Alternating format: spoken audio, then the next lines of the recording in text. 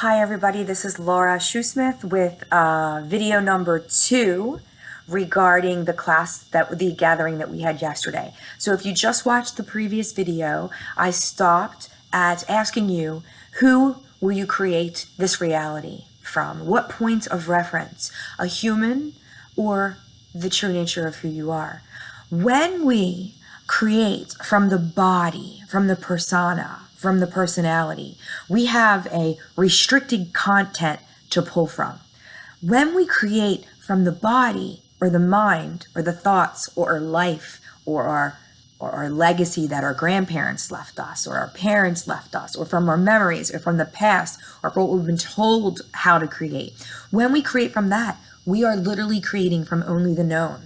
From the known of us, our families, our country, right? Just the known. So it's restricted. There's not freedom in our creation from that place because we're looking to the past or to the known to create from that place.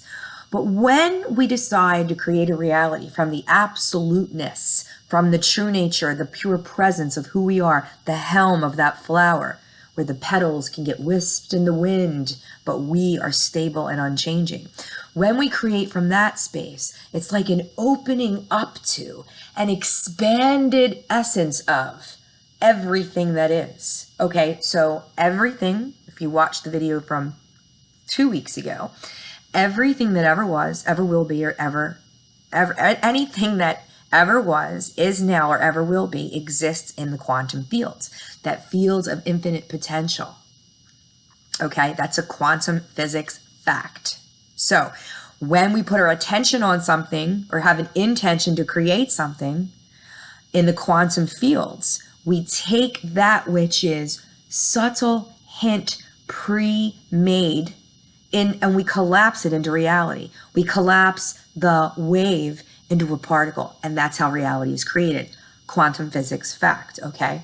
So now, if we understand that as the infinite field of potential is available for us, and we are within that field as well, right? So that we are unchanging, we are infinite, we are eternal, that part of us that never passes. If we allow to be informed by the all that is in the collective field, then there is no restriction of content. We have access to everything. And so beautiful, fabulous, new generation of ideas happens. Aha moments that change your life in the blink of an eye happens. And we choose to stay in that level of consciousness with the idea. And the longer we can linger in the fields of infinite potential and that expanded, freeing, eternal, vast spaciousness of where all that is, the longer we can linger there, our neurological systems get imprinted with the data so we can utilize what we've gotten from another realm in this reality. Okay, so the frequency in which we look into the field of potential, the frequency in which we daydream into our life, the frequency in which we hope for our future, the frequency in which we generate vibrations from in a state of meditation determines the visible field of what is manifested. Okay, so 2 weeks ago we talked about the different levels of consciousness and that similar ideas, concepts, and people live on a specific or a similar wavelength, right? Birds of a feather flock together. They're on the same wavelength as me. So the frequency in which you create from determines what becomes visible in your reality. And we do that, we do that as a collective as well. So if you're around the dinner table with friends and you're venting about the latest disaster on the news and collaborating with how bad it is, what are you putting into the field? What's the frequency of that conversation? If you're sitting around a table breaking bread with great friends and you are dreaming into the biggest, grandest version of what would be superb for the planet and for the species as a whole, and you hold that space for potential and possibility to emerge, then what you'll be creating is something completely different, because the frequency in which you are operating in is different. That you're not going to get swung into how bad it is right now or how good it is right now. You're going to be centered in the understanding that everything is connected to everything, and that a higher frequency would always, you would always want to manifest a higher frequency. So watch your language, watch your thoughts, watch the state in which you are speaking from. Who is doing the creating? Is it the one that's groomed for conditioning, or is it the one that never passes? The one that is part of the collective field of all that is? Who are you creating as? Okay. One more thing I want to say, which I found to be pretty interesting.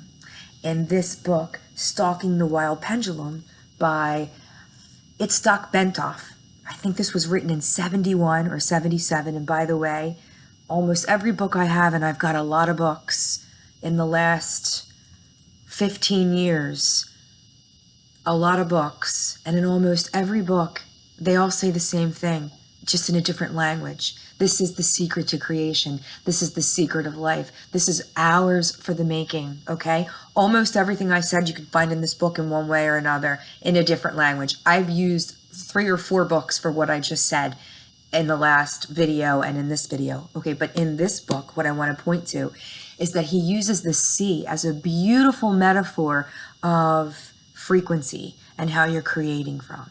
So if you are sitting at the depth of your being in a meditation, at total rest, in grace, unattached to anything in your external reality or anything in your mind, thoughts, past, future, worries, doubts, fears, if you just sit in the grace of the Creator, blissfully, peacefully, unconditionally, in love with all of life, in the boundless, vast spaciousness of all that is.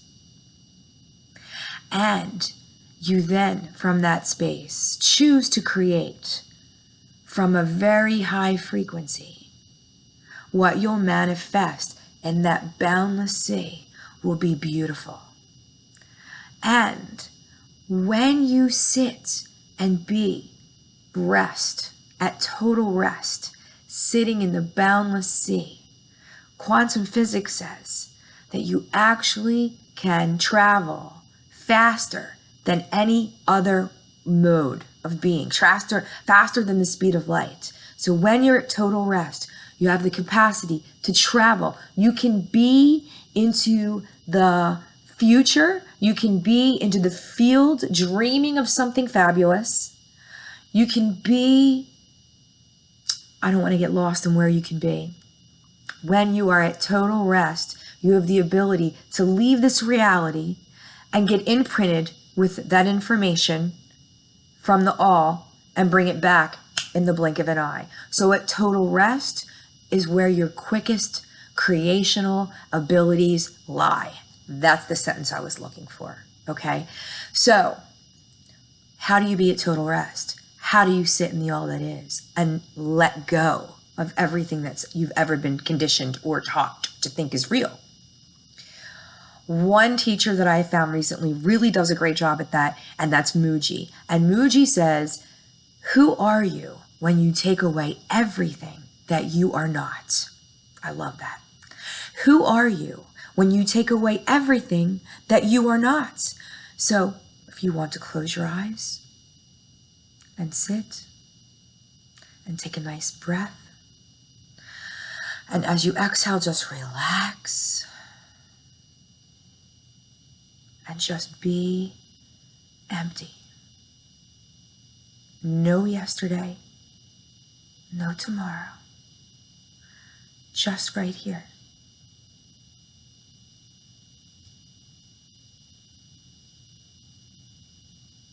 No thinking, no worries, no fears, no memories. Just silent, empty, vibrational rest in the glory of the divine that is you.